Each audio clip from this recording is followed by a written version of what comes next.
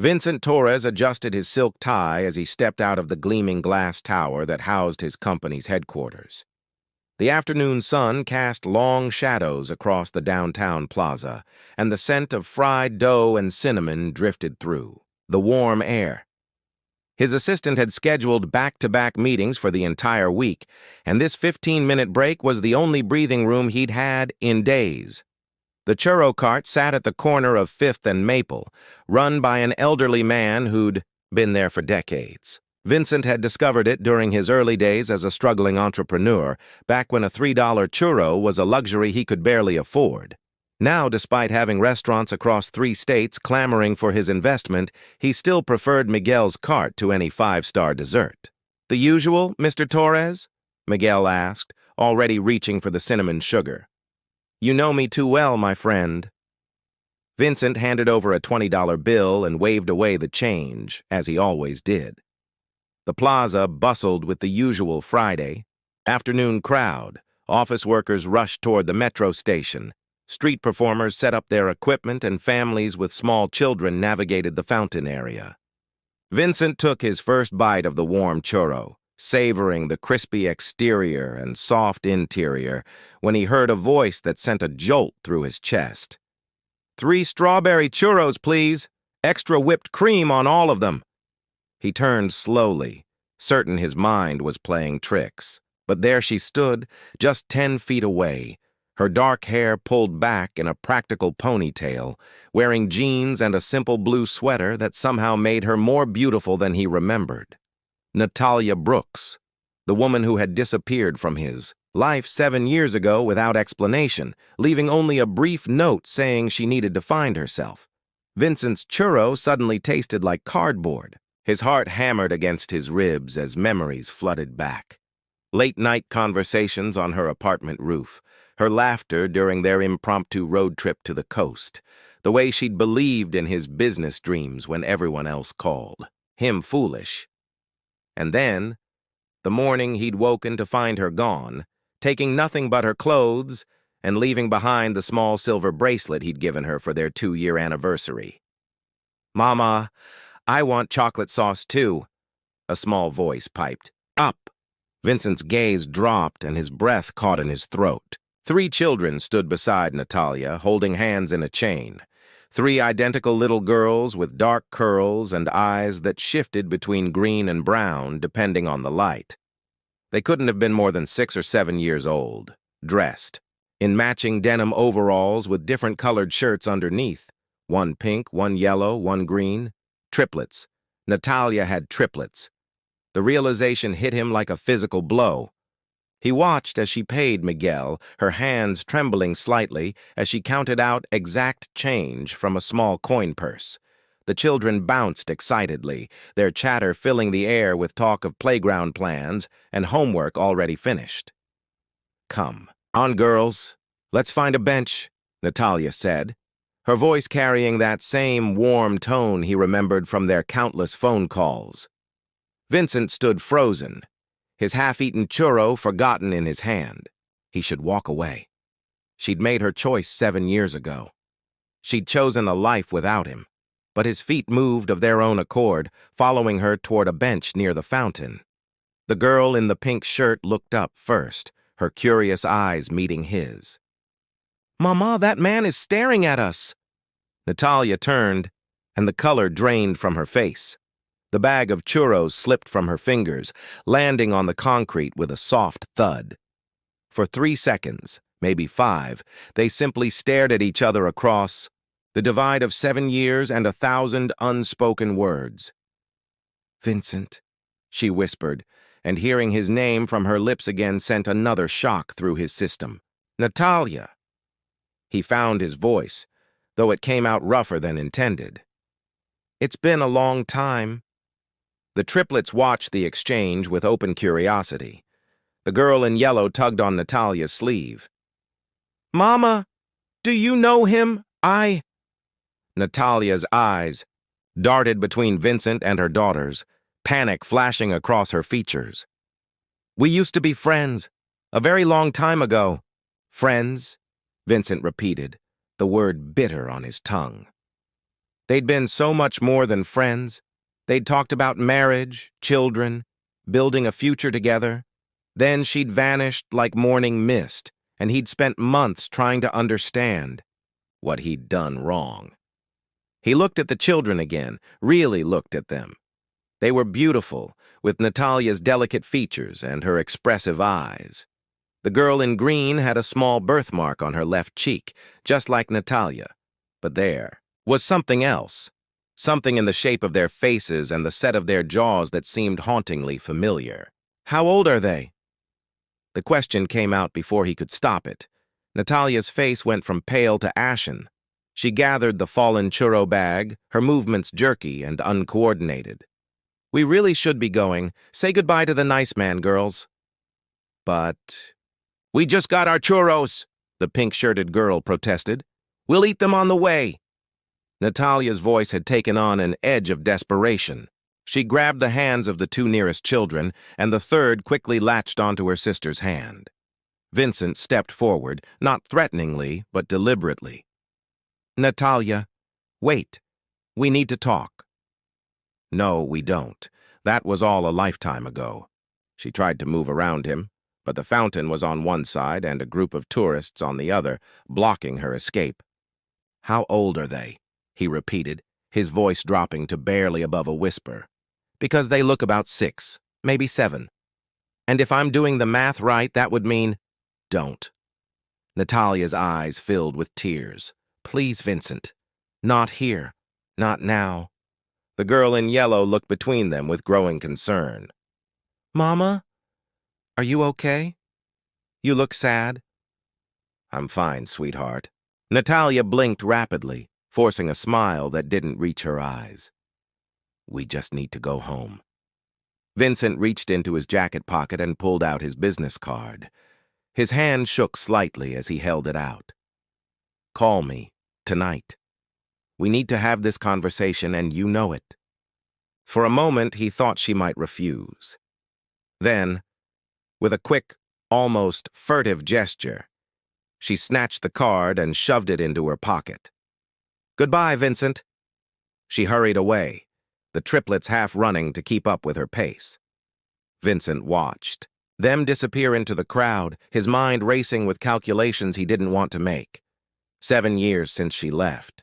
The girls looked about 6, which meant, "Your churro is getting cold, Mr. Torres," Miguel called from his cart. Vincent looked down at the churro in his hand, now cool and unappetizing. He walked back to the cart and tossed it in the nearby trash bin. "Miguel, how long has that woman been coming here?" The old man's eyes crinkled with understanding. "The pretty lady with the 3 little ones? Maybe 4 years now. Every Friday afternoon, same time. She's a good mother, that one. Works 2 jobs, but always makes time for her daughters." 2 jobs. The information settled in Vincent's stomach like a stone. He thought of his penthouse apartment, his luxury car, his investment portfolio, and somewhere in this city, Natalia was working 2 jobs to raise 3 children. 3 children who might be his. The possibility terrified and thrilled him in equal measure. He pulled out his phone and dialed his lawyer. "Richard? I need you to recommend a private investigator, the best one you know, and I need it done yesterday." Raymond Cole sat across from Vincent in the corner booth of a quiet diner, sliding a manila folder across the scarred wooden table. 3 days had passed since the encounter at the churro cart, and Vincent hadn't slept properly since. Every time he closed his eyes, he saw those 3 little faces staring up at him. "You're not going to like what I've found," Raymond said, his weathered face creasing with concern. The investigator had worked dozens of cases for Vincent's company, but this was the first personal matter he'd ever handled. Vincent's fingers trembled as he opened the folder. The first page showed a birth certificate dated 6 years and 4 months ago. Triplets born at Mercy General Hospital, Jade Marie Brooks, Ruby Ann Brooks, Pearl Elizabeth Brooks. Mother, Natalia Catherine Brooks. Father, unknown. "Unknown," Vincent repeated, the word hollow in his mouth. "Keep reading," Raymond urged gently. The next pages detailed Natalia's life over the past 7 years. She'd left the city 2 months after disappearing from Vincent's life, moving to a small town 3 hours north. Hospital records showed she'd been admitted for prenatal care at 8 weeks. The timeline matched perfectly. She would have discovered the pregnancy shortly after she left. She knew, Vincent whispered. She knew she was pregnant when she walked away. Raymond nodded grimly. There's more.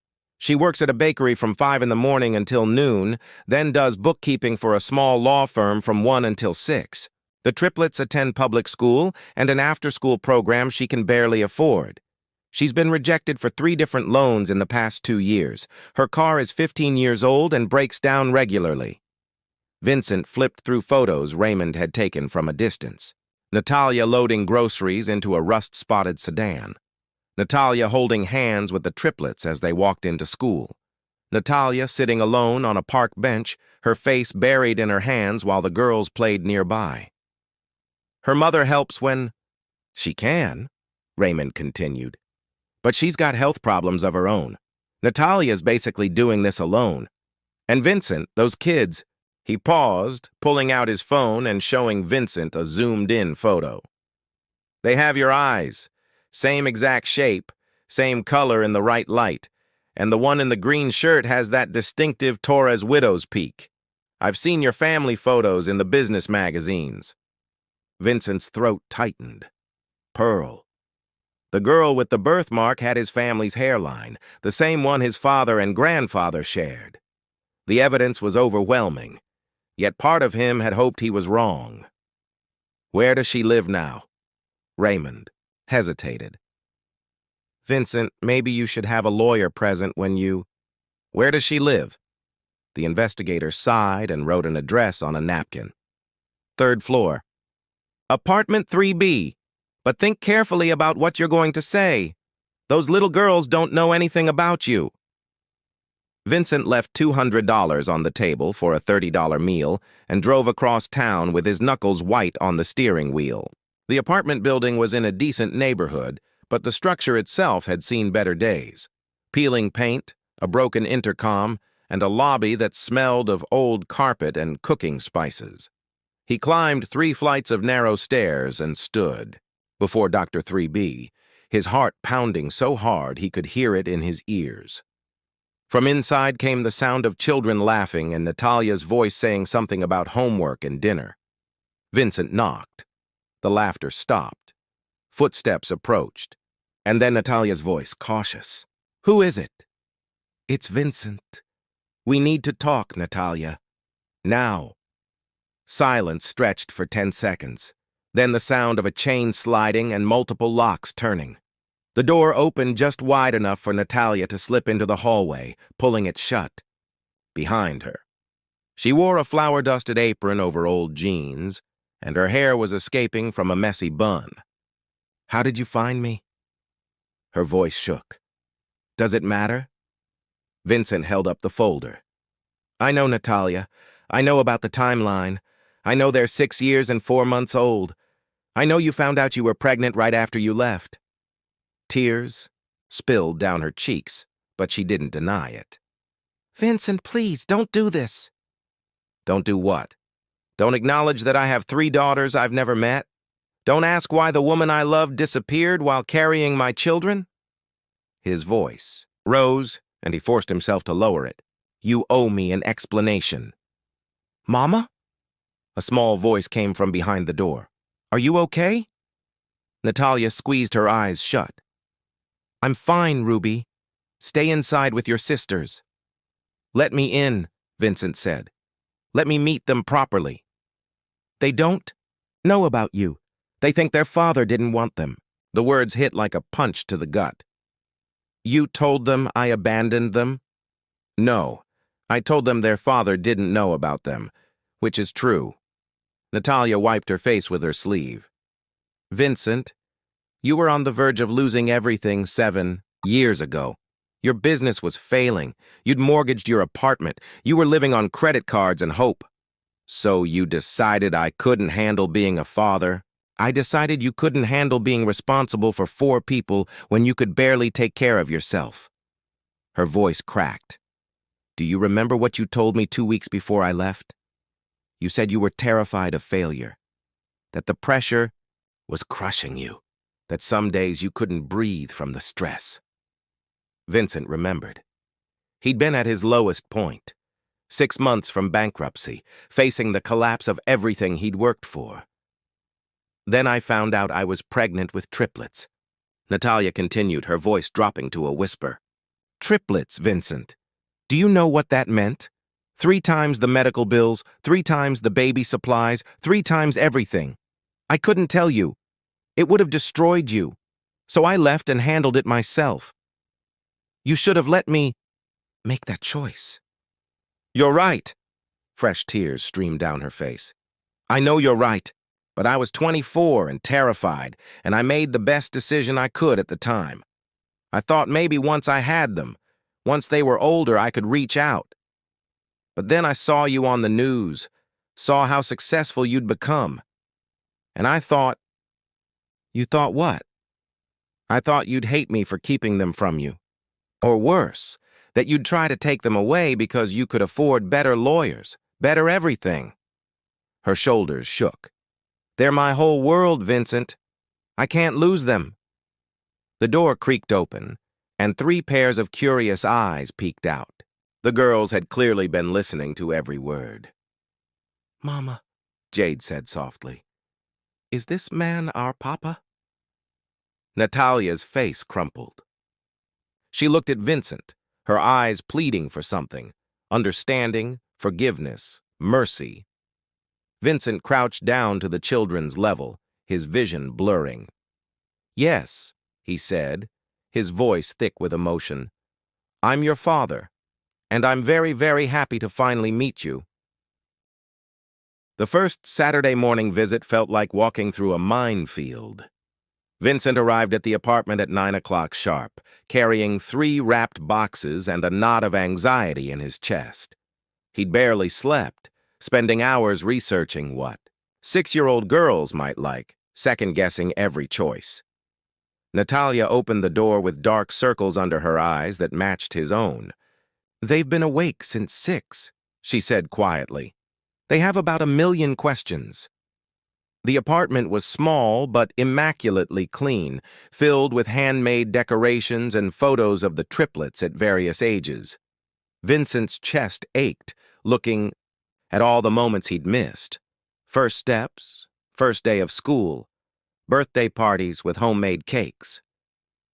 The girls sat in a row on the worn couch, dressed in their different colored shirts like a rainbow. They stared at him with identical expressions of cautious curiosity. I brought you something, Vincent said, sitting carefully on the floor in front of them. He felt ridiculous in his designer jeans and expensive watch, overdressed for a casual Saturday in a home where everything was clean but clearly second-hand. Ruby reached for the yellow box first, her fingers careful with the ribbon. Inside was a set of watercolor paints with real horsehair brushes. Mama, look! These are the fancy ones from the art store window. Pearl opened the green box to find a telescope, child-sized but functional. Her eyes went wide. A real one? That can see actual stars? Jade's pink box contained a leather-bound journal with her name embossed in gold, along with a set of colored pens. She ran her fingers over the letters of her name, her lower lip trembling. Nobody ever put my name on something this pretty before. I noticed you were writing in a notebook at the park, Vincent said, referencing one of the photos Raymond had taken. He felt slightly guilty about the surveillance, but pushed the feeling aside. Your mother mentioned you like telling stories.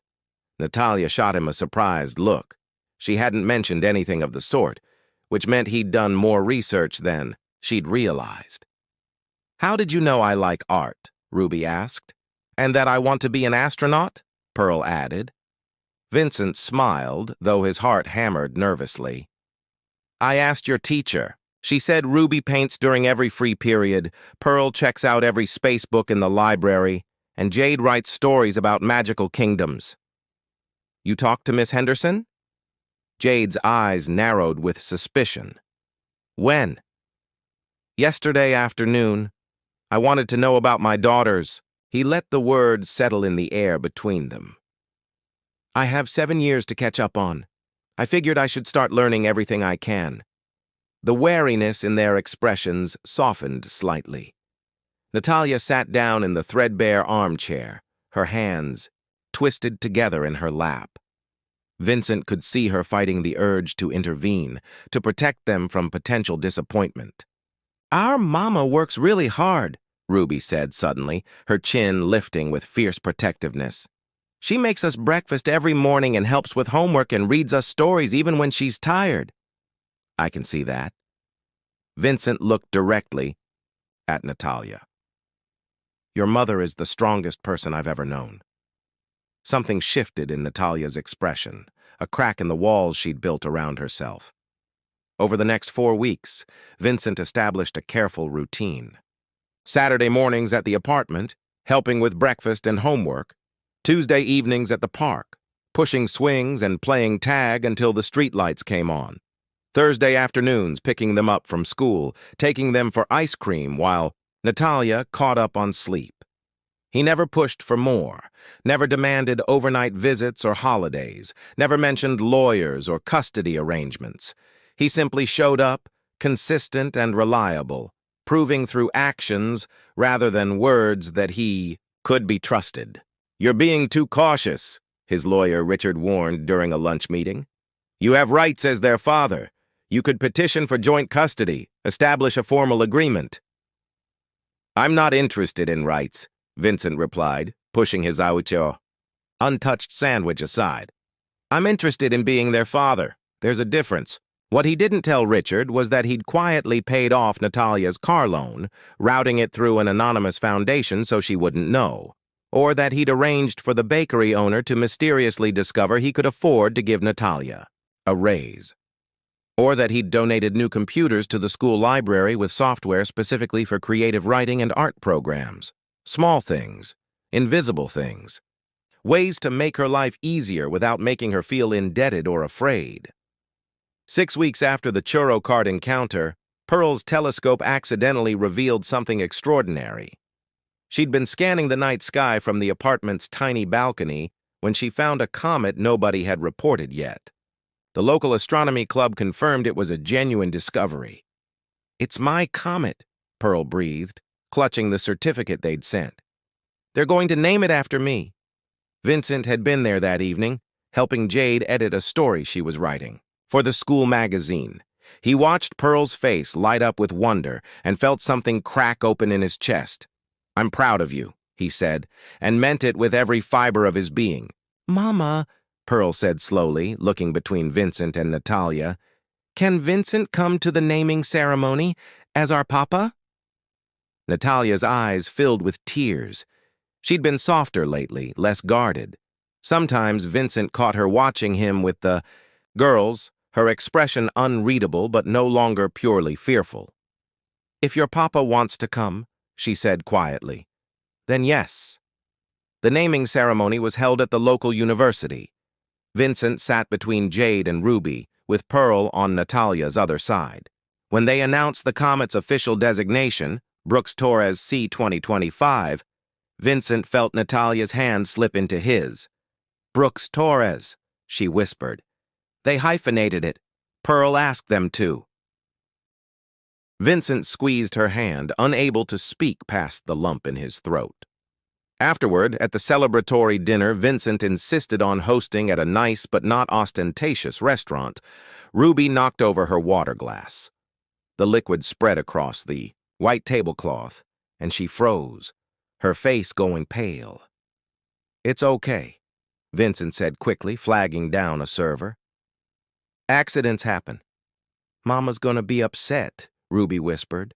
Water costs money at fancy places. The casual comment revealed so much about their lives, about the penny-counting existence Natalia had been managing. Vincent felt his determination solidify into something harder, more permanent. Hey, he said gently, your mama isn't upset, and neither am I. Know why? Because we're family, and family doesn't get upset over spilled water. Family, Jade repeated, testing the word. Later that night, after Vincent had driven them home and the girls were supposedly asleep, he and Natalia stood in the narrow hallway outside her apartment. "I want to help," Vincent said, "not as some wealthy benefactor, as their father, as someone who cares about all of you." Natalia leaned against the wall, exhaustion and something else, hope, maybe, written across her face. "I spent 7 years, convinced I'd made the right choice. Now I don't know anything anymore." "I was angry," Vincent admitted. "Part of me still is, but watching them, being with them, I understand why you were scared. I was a mess back then. You were never a mess. You were human." She smiled sadly. "I should have trusted you to rise to the challenge. So trust me now." Vincent stepped closer, careful not to crowd her. "Let me be their father. Let's figure out how to do this together. Not because of lawyers or obligations, but because those 3 girls deserve to have both of us in their lives." Natalia was quiet for a long moment.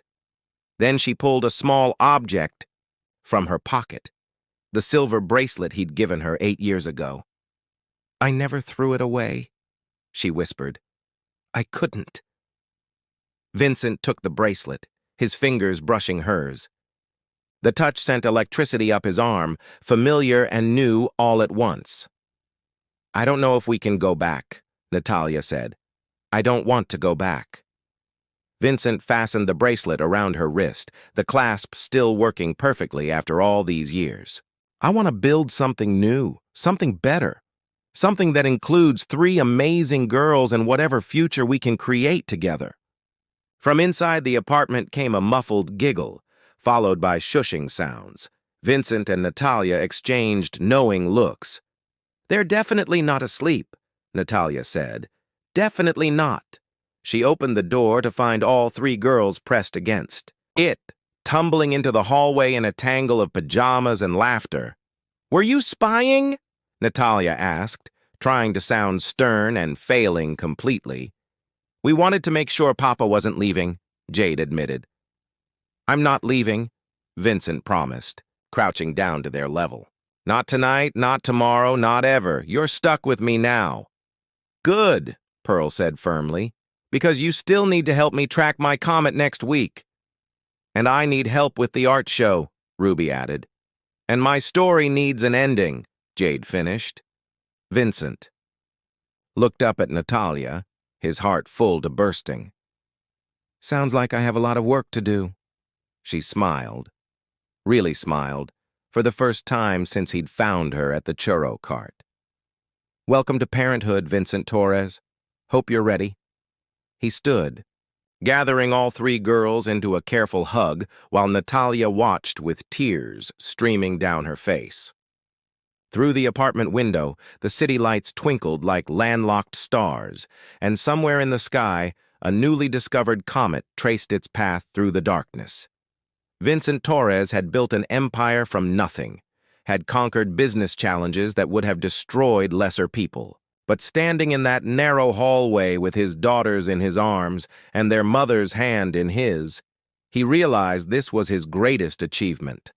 Not the money or the success or the buildings with his name on them. This, family, home, love that, had survived 7 years of separation and was now being rebuilt, one churro-scented afternoon at a time. And for the first time in 7 years, both Vincent and Natalia felt something they'd almost forgotten, hope for tomorrow, and the courage to build it together.